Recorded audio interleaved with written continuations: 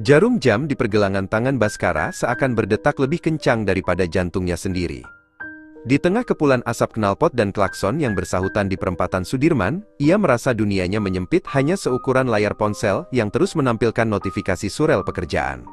Baginya, waktu adalah mata uang yang paling berharga, dan ia tidak punya satu sen pun untuk disia-siakan. Cahaya lampu merkuri yang pucat mulai menyala, menandakan senja telah usai. Namun bagi Baskara, hari baru saja dimulai dengan tumpukan berkas yang belum selesai. Ia adalah gambaran pemuda urban yang terjebak dalam rotasi mesin kota yang dingin dan tak kenal ampun. Tiba-tiba, sebuah suara denting ukulele yang sumbang memecah lamunannya. Seorang anak kecil dengan kaos lusuh yang kebesaran, Seno, berdiri tepat di hadapannya. Seno mulai menyanyikan sebuah lagu dengan melodi yang aneh, lembut, sedikit melankolis, namun memiliki irama yang tidak biasa. Baskara, yang sedang merasa terhimpit oleh tenggat waktu, hanya memberikan lambaian tangan kasar tanpa menoleh. "Nanti ya, Dek. Lagi sibuk," ketusnya dengan nada dingin yang menusuk. Ia bahkan tidak melihat mata Seno yang penuh harap. Baginya, Seno hanyalah kebisingan tambahan di tengah polusi suara Jakarta yang sudah memuakkan. Baskara melangkah pergi, namun keanehan dimulai saat ia memasuki lift kantornya yang sunyi.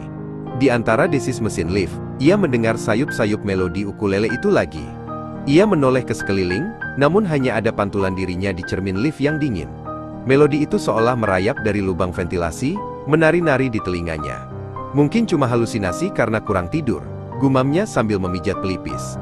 Namun, irama lagu dari anak tadi seakan menempel di dinding otaknya, menolak untuk pergi meskipun ia sudah mencoba menutup telinga dengan headphone peredam suara yang mahal.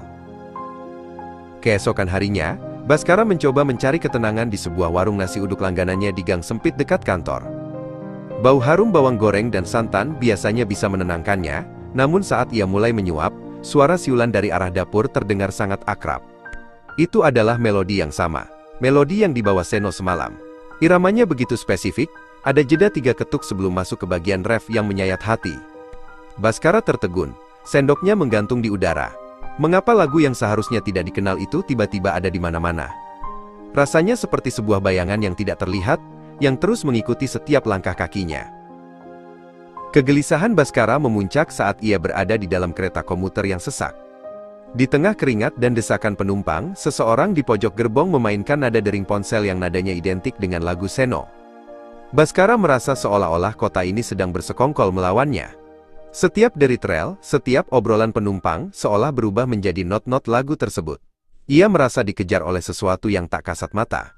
Mengapa penolakan kecilnya malam itu terasa seperti dosa besar yang terus menghantuinya? Melodi itu bukan lagi sekadar musik, melainkan sebuah teka-teki yang menuntut untuk dipecahkan. Untuk mencari sedikit kedamaian, Baskara mampir ke sebuah masjid tua di pinggiran kota saat waktu asar. Ia duduk di selasar yang dingin, berharap kesunyian akan menghapus melodi itu.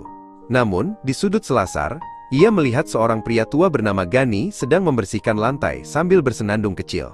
Jantung Baskara nyaris berhenti. "Itu lagu itu lagi. Pak, maaf. Lagu apa yang Bapak senandungkan itu?" tanya Baskara dengan suara gemetar. Gani berhenti sejenak, tersenyum tipis, dan menatap Baskara dengan pandangan yang dalam, seolah ia bisa membaca kegelisahan di hati pemuda itu. Gani bercerita bahwa lagu itu berjudul "Pesan untuk yang Terlupa", sebuah lagu yang tidak pernah direkam, melainkan diajarkan dari satu orang ke orang lain di jalanan kota ini. "Lagu ini adalah doa bagi mereka yang terlalu sibuk hingga lupa cara melihat manusia lain," ujar Gani pelan.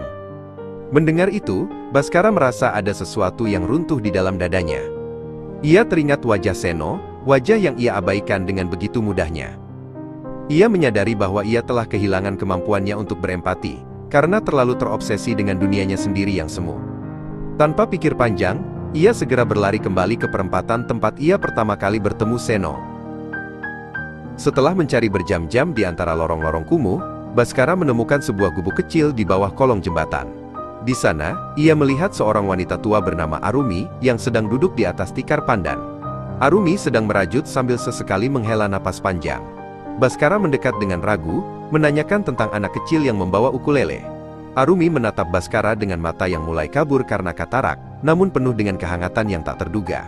Di tempat inilah, teka-teki melodi itu mulai terkuak secara perlahan namun pasti.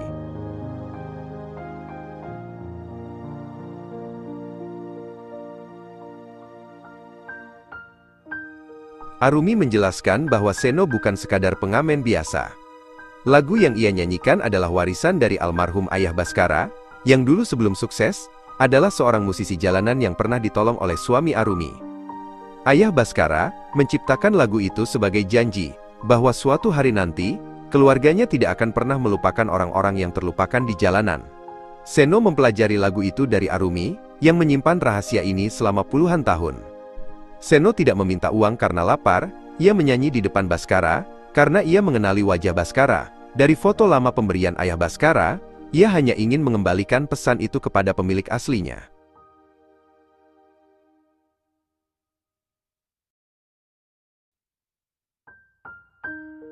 Bhaskara akhirnya menemukan Seno yang sedang duduk sendirian di pinggir sungai, memandang aliran air yang hitam. Ia tidak lagi melihat seorang pengamen kecil yang mengganggu, melainkan melihat cermin dari masa lalu ayahnya dan peringatan untuk masa depannya. Bhaskara duduk di samping Seno, bukan untuk memberi koin, melainkan untuk mendengarkan. Melodi itu kini tidak lagi menghantuinya, melainkan menjadi kompas yang menuntunnya kembali menjadi manusia. Di bawah langit Jakarta yang penuh polusi, melodi itu akhirnya terdengar indah, mengalun lembut menyatukan dua jiwa yang selama ini terpisah oleh tembok kesombongan dan keterasingan.